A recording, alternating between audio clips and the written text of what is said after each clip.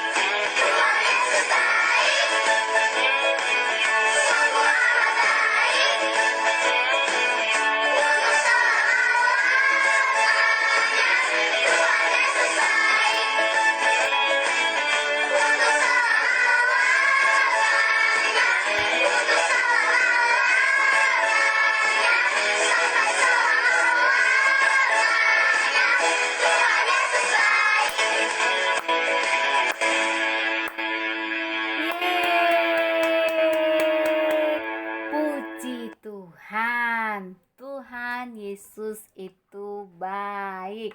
Wah, yuk kita saat ini kita mau berdoa dulu, minta pimpinan Tuhan ya. Mari kita berdoa bersama-sama. Yuk kita berdoa ya. Tuhan Yesus yang baik, kami bersyukur karena Engkau memelihara kami. Terima kasih buat keluarga yang masih bersama-sama dengan kami. Saat ini kami mau dengar firman-Mu. Berikanlah Roh Kudus-Mu di hati kami, menerangi pikiran kami, supaya kami bisa mengerti dan melakukan firman-Mu. Terima kasih Tuhan Yesus. Dalam nama Tuhan Yesus kami berdoa.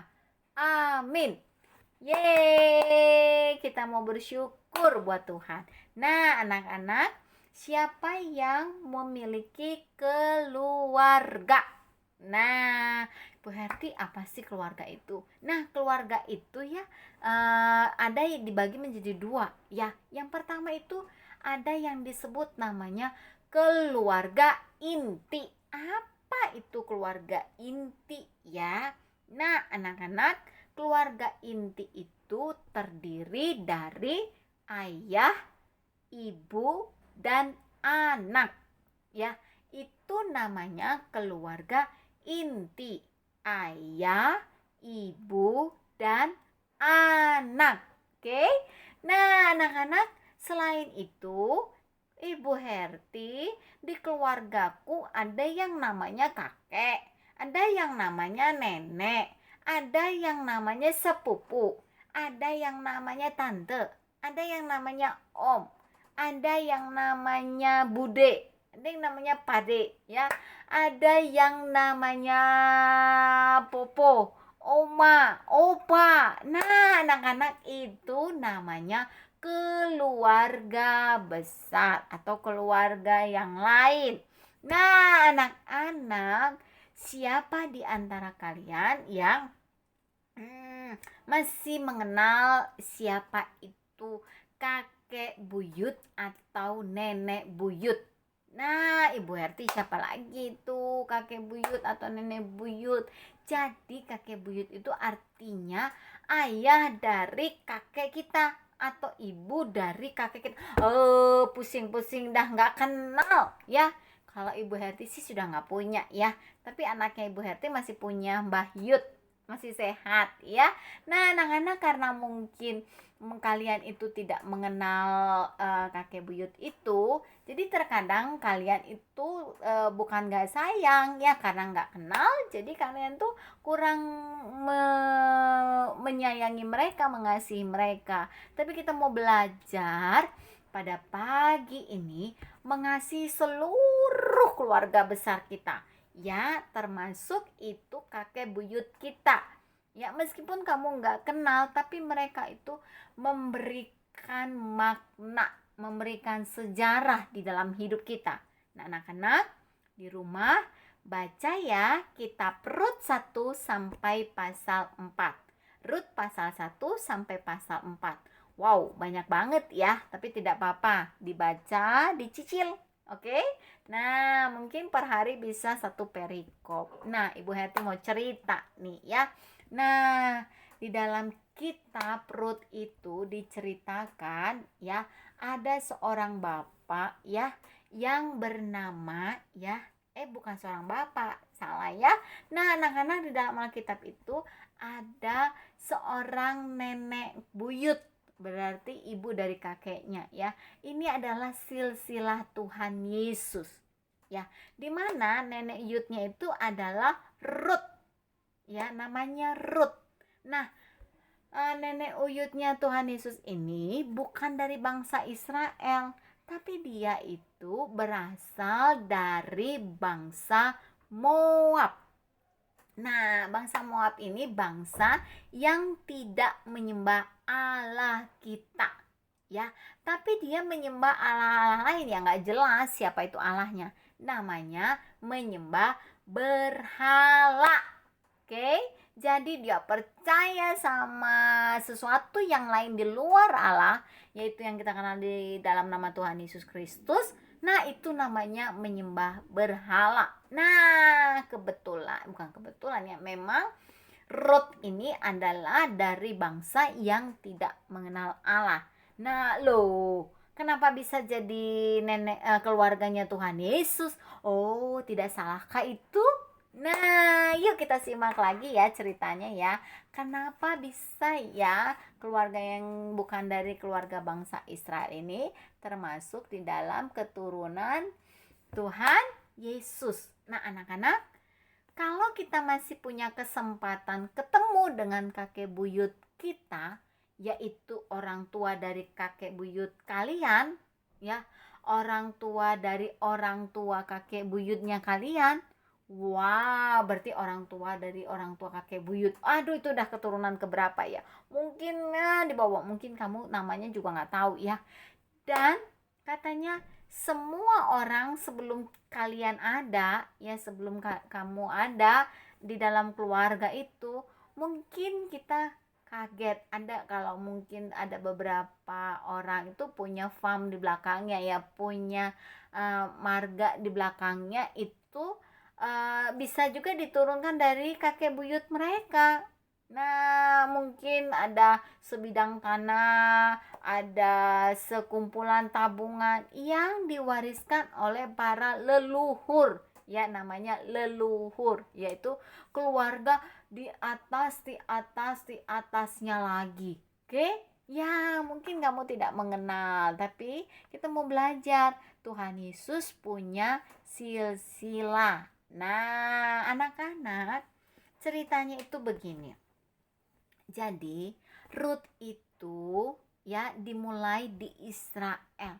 Ya, Ruth itu kalau kamu baca Alkitab itu masanya itu setelah masa Simson. Kamu tahu kan Simson dan Delilah yang dia punya kekuatan. Nah, Ruth itu setelah kisah Simson.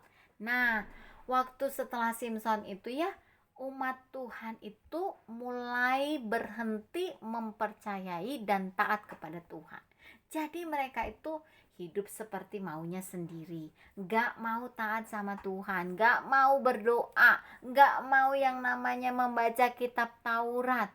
Dan ingat loh, Tuhan memberikan kelaparan besar di seluruh tanah Israel. Nah, anak-anak, apa itu kelaparan? Siapa di antara kalian yang pernah kelaparan? Ibu Herti pernah kelaparan ya. Kelaparan dalam artiannya harusnya sudah waktunya makan, tapi tidak ada makanan, tidak ada nasi, tidak ada buah-buahan, tidak ada roti, tidak ada snack, tidak ada sesuatu yang bisa dimakan. Nah, itulah yang namanya kelaparan. Siapa di sini yang masih bisa nggak makan sama sekali selama 1 minggu? No. Ibu Herti tidak bisa. Tidak sanggup, langsung lemes, ya. Nggak bisa namanya tulalit. Nggak bisa berpikir, nggak bisa ngerjain PR, apalagi nggak bisa nyapu. Kenapa?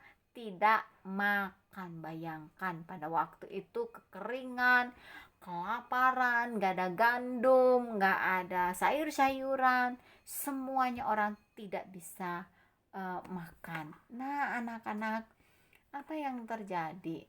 Nah, di sana ada seorang bapak ya yang bernama Elimelek. Nah, Elimelek ini karena ada kelaparan.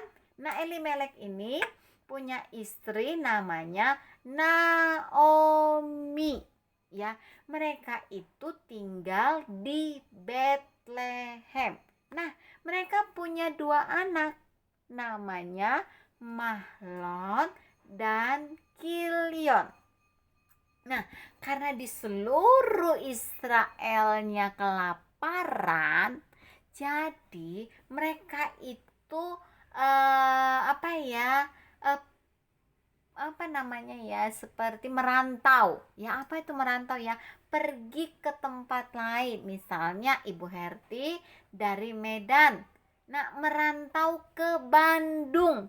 Artinya Ibu Herti meninggalkan Medan dan tinggal di Bandung. Nah, anak-anak, sama Elimelek, istrinya namanya Naomi, anaknya namanya Mahlon dan Kilion, mereka meninggalkan rumahnya di Bethlehem.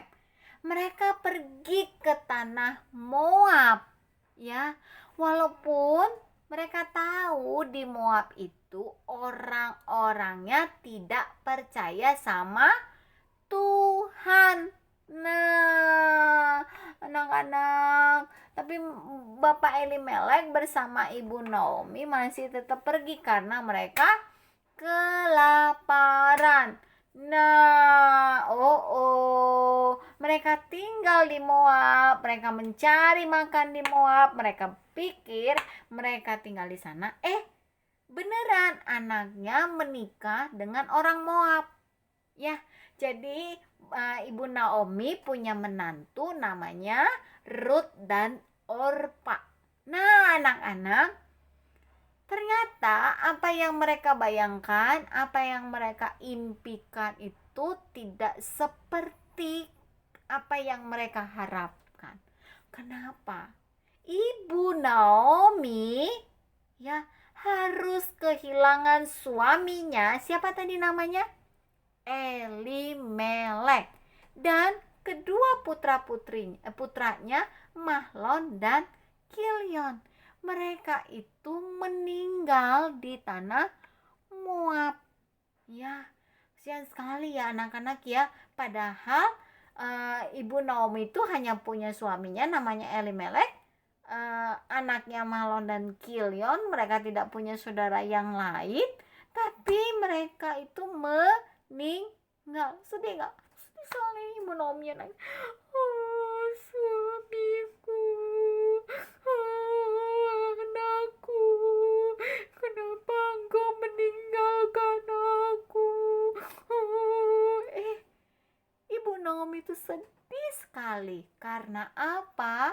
Suami dan kedua putranya meninggal. Wah, sedih banget ya. Berarti anaknya sakit aja sedih, apalagi meninggal ya. Nah, anak-anak, perhatikan di situ ya. Nah, karena suaminya siapa tadi namanya? Elimelek.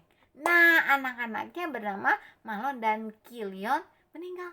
Tadi kan Ibu Herti udah ngomong, sebelum anak-anaknya meninggal, mereka menikah dengan orang Moab. Namanya siapa? Ruth dan Orpa. Jadi, Naomi hanya ditinggal bersama kedua menantunya, Ruth dan Orpa. Wah, suaminya Naomi sudah meninggal, anak-anaknya meninggal, dia tinggal sama menantu. Dia itu merasa menantunya itu harus dikembalikan kepada orang tuanya. Karena apa? Menurut tradisi pada waktu itu, kalau misalnya sudah ditinggal oleh suami, dia boleh kembali ke orang tuanya masing-masing. Nah, anak-anak, sambil dia berpikir, karena dia sudah menjadi janda itu berarti tidak memiliki suami, ya. Terus kemudian dikatakan dia sambil mengemas-ngemas barangnya, dia pengen pulang kampung. Apa itu pulang kampung? Pulang kampung, pengen kembali ke tanah kelahirannya, yaitu di mana? Bethlehem. Nah, anak-anak, tanah kelahirannya adalah Bethlehem. Nah, anak-anak, apa yang terjadi anak-anak? Nah, sambil yang ngemas-ngemas barangnya, dia bilang, aku mau go home, aku mau pulang, kamu dia pulang kampung gitu kan. Nah, anak-anak, waktu dia kemas-kemasin barangnya, tuh, apa yang dilakukan oleh istri-istri anak-anaknya itu? Si Ibu Naomi ini, perhatikan yang pegang baju kuning itu ngomong ke menantunya gini, Ruth, Orpa, sekarang aku gak punya anak lagi. Ya, terus suamiku udah meninggal. Aku juga orang miskin. Aku gak bisa kasih kalian makan. Sekarang kalian itu boleh pulang ke rumah papi mami kalian, ke rumah ayah dan ibu kalian. Gak apa-apa, aku mau pulang kampung ke saudara-saudaraku yang ada di Bethlehem. Tuh, lihat tuh, menantunya hanya tertunduk. Apa sih maksud Ibu Naomi ini? Masa kami disuruh pulang? Tuh, lihat di situ apa yang terjadi anak-anak. Tuh, dia bilang, Orpanya bilang gini ke Ibu Naomi.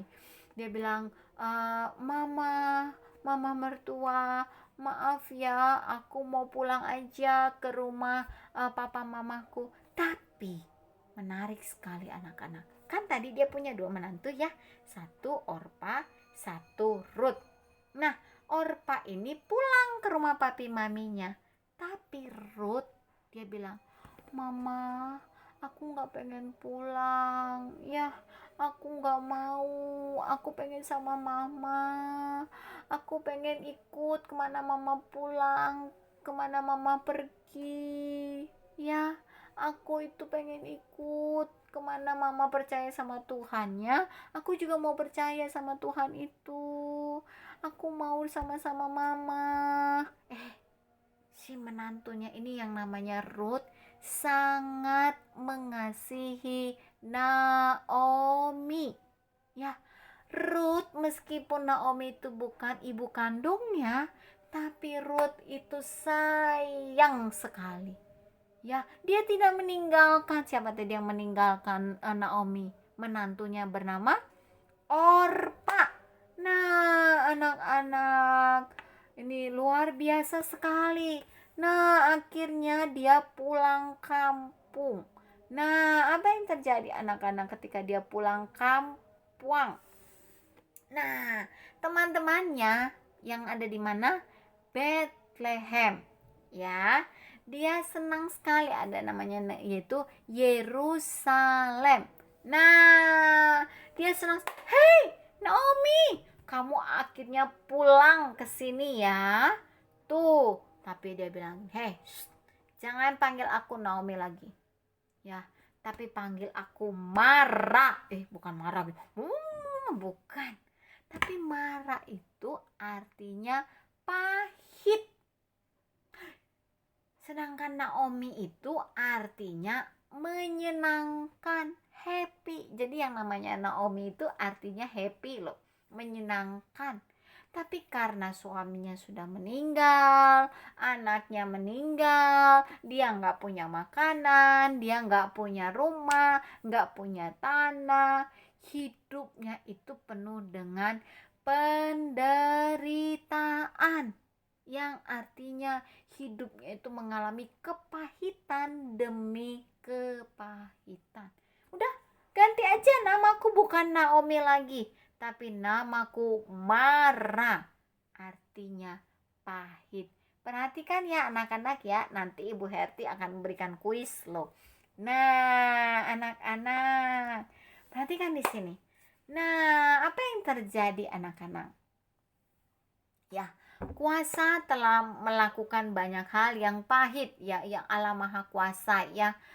Penciptanya sudah melakukan banyak yang pahit, dan dia pulang kampung tidak bawa deposito. Dia pulang kampung dia tidak bawa emas dan permata.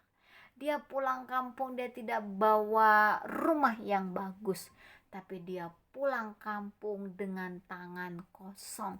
Uang gak punya, makanan gak punya, harta gak punya. Makanya namanya Mara, yang artinya pahit. Pahit sekali kehidupannya. Nah, anak-anak, apa yang terjadi? Walaupun Ruth itu berasal dari Moab, bangsa yang gak percaya kepada Tuhan, tapi karena dia ikut dia ikut Naomi.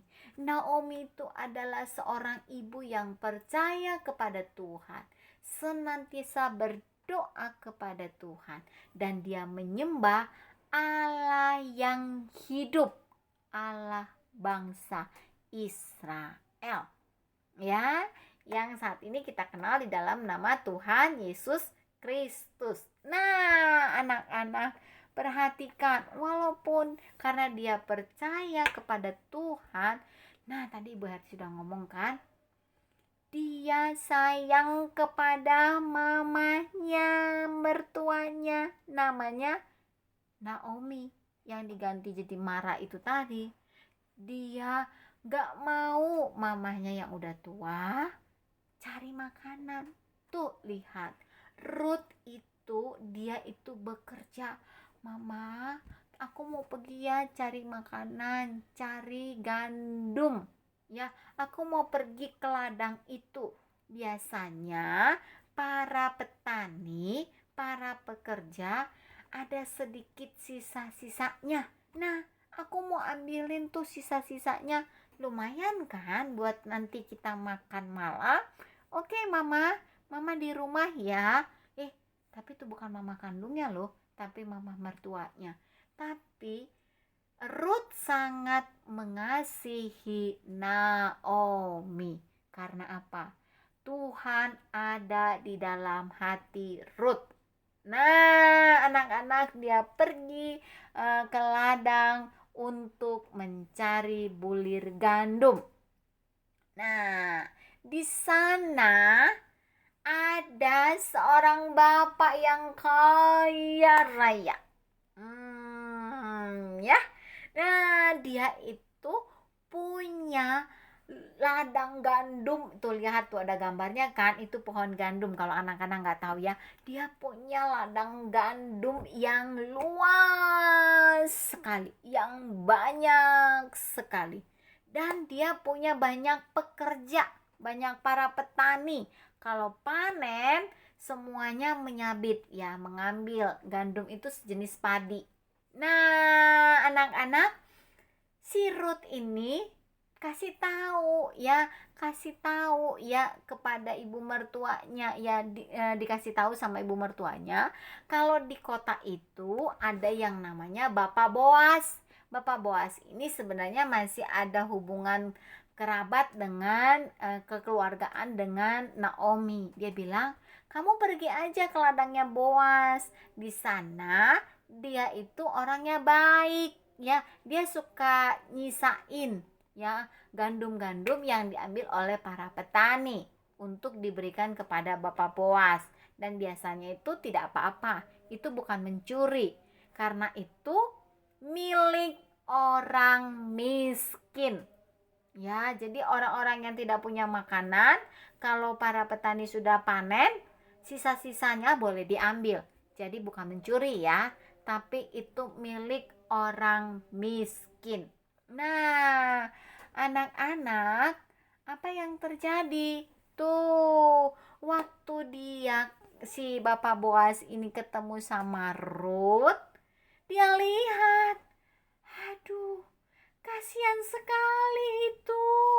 Dia ya ambilin sedikit-sedikit gandumnya dari sisa-sisa. Terus si Bapak Boas itu kasih tahu tuh ya kepada petani-petaninya, bilang gini, kamu ya, nanti besok kalau kamu panen lagi, gandumnya jangan dihabisin semua ya. Dengerin, itu sisain di tumpukan itu ya. Nanti tumpukannya sisain, nanti ada Ruth tuh. Kasihan tuh, dia punya mertua, punya mama mertua yang miskin, nggak punya makanan. Kasihan kan? Ya sok we tinggalin gitu ya. Jangan diambil semua ya.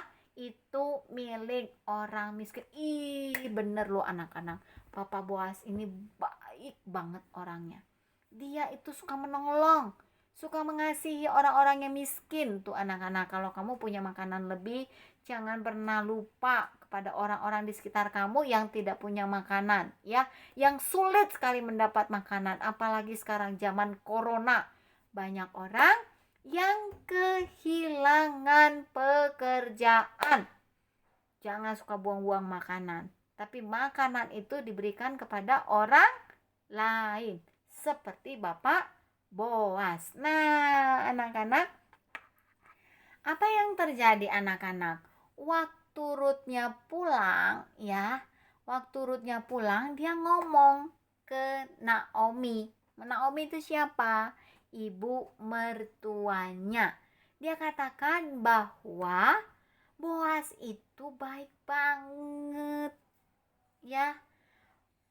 Boas itu baik banget, bener-bener baik banget, katanya begitu. Nah, anak-anak, tuh lihat dia bawa tuh kan ya, si gandumnya itu yang udah dipungutin sama dia bawa pulang. Terus dia apa namanya, seperti di sini, seperti ditumbuk begitu supaya terpisah dengan kulitnya.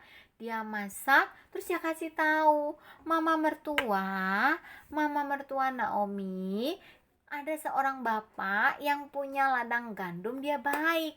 Terus mamanya bilang, oh Naomi, ternyata Bapak Boas itu adalah keluarga kita.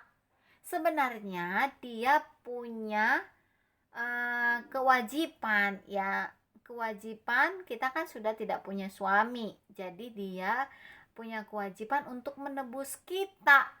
Ya, apa sih menebus kita? Seperti membeli ya, atau menggantikan atau mengambil kita, ya mengangkat kita ya menjadi bagian dari keluarganya. Nah, anak-anak yang dikasih oleh Tuhan, apa yang terjadi? Waktu pun terus berjalan, ya. Boas itu lama-lama lihat, kenapa ya Ruth ini cantik, ya kasihan juga ya, dia nggak punya pekerjaan, nggak punya ladang, tidak punya gandum, ya kan? Nah, tapi kan mereka juga, dia pengen banget ya memelihara menikahi Ruth ini, terus memelihara tanah milik keluarganya. Tapi Boas tuh bingung karena sebenarnya ada keluarga yang lain yang lebih berhak atas Ruth dan Naomi. Dia bingung gimana nih caranya supaya bisa menikah dengan Ruth dan menolong mereka beserta dengan mertuanya, yaitu Naomi. Nah, orang ini menginginkan tanahnya, tapi ya si Boaz ini nggak pengen ya, jadi ada saudara yang lain itu hanya mau ambil tanahnya aja, tapi nggak mau Ruth jadi istrinya. Nah, kalau di Yerusalem, di Israel itu nggak boleh begitu. Kalau pengen tanahnya, karena mereka adalah janda tidak punya suami, mereka harus ambil juga menjadikan istri mereka. Nah, anak-anak yang dikasih oleh Tuhan, nah pada waktu itu ya, anak-anak untuk setuju dengan melamar ya. Kalau orang dewasa itu bilang melamar, karena Boas ingin menikah dengan Ruth. Mereka nggak boleh berjabat tangan loh. Bukan karena corona loh, bukan ya, bukan karena sekarang kan nggak boleh berjabat tangan kan karena corona.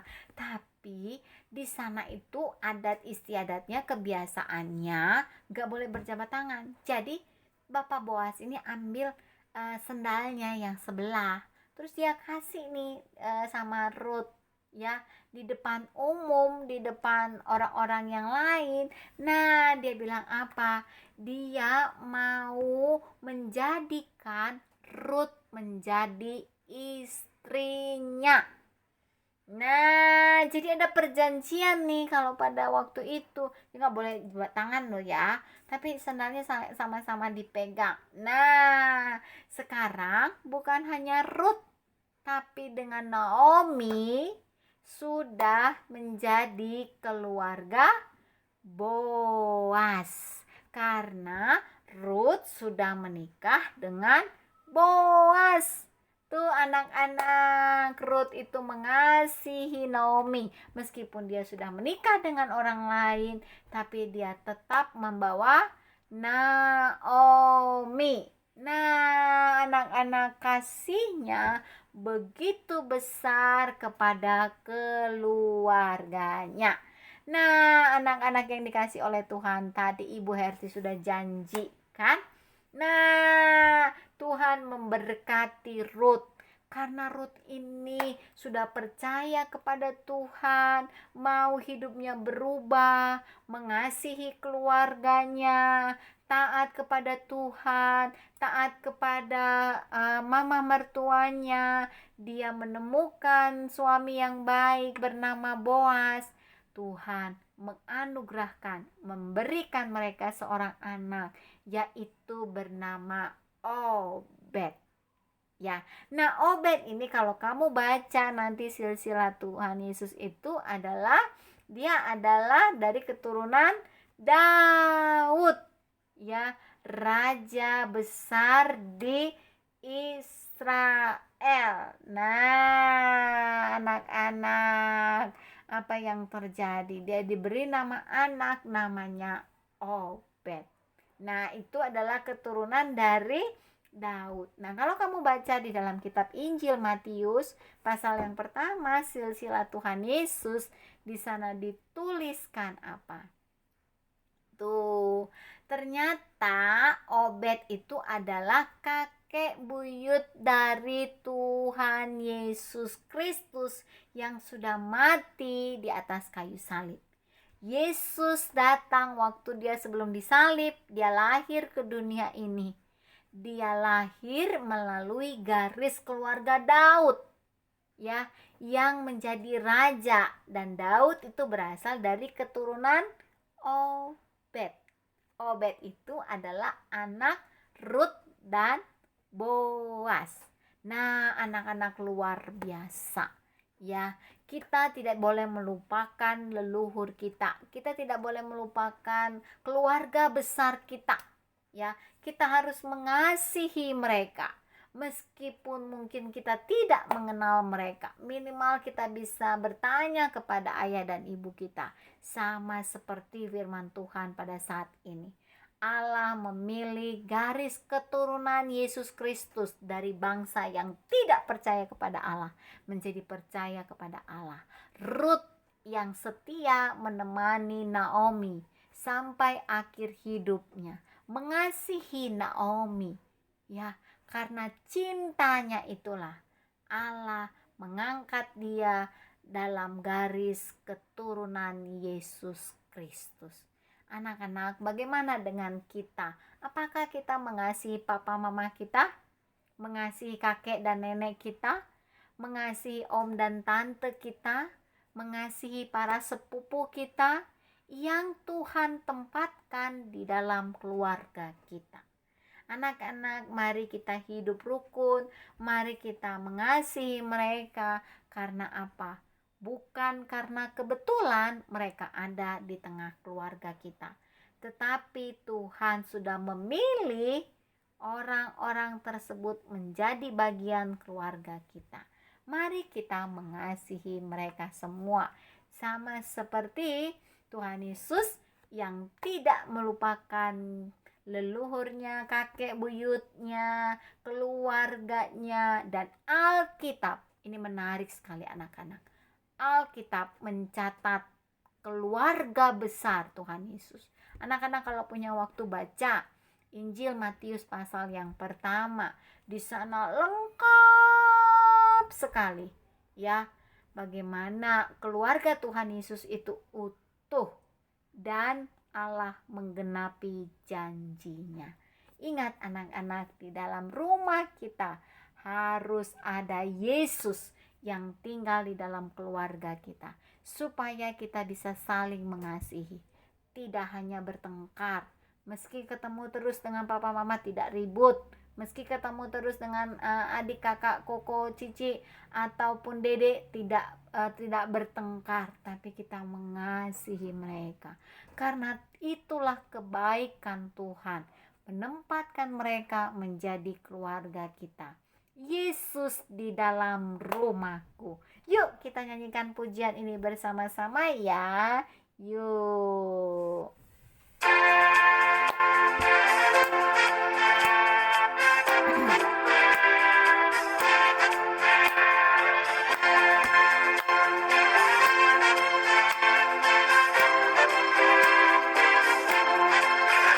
Yesus di dalam rumahku, senang-senanglah. Senang-senanglah, senang-senanglah. Yesus di dalam rumahku, senang-senanglah, senang-senanglah.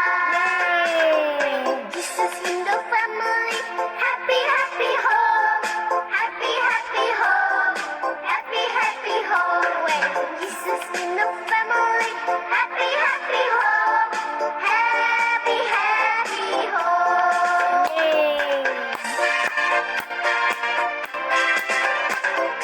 耶稣在我家庭中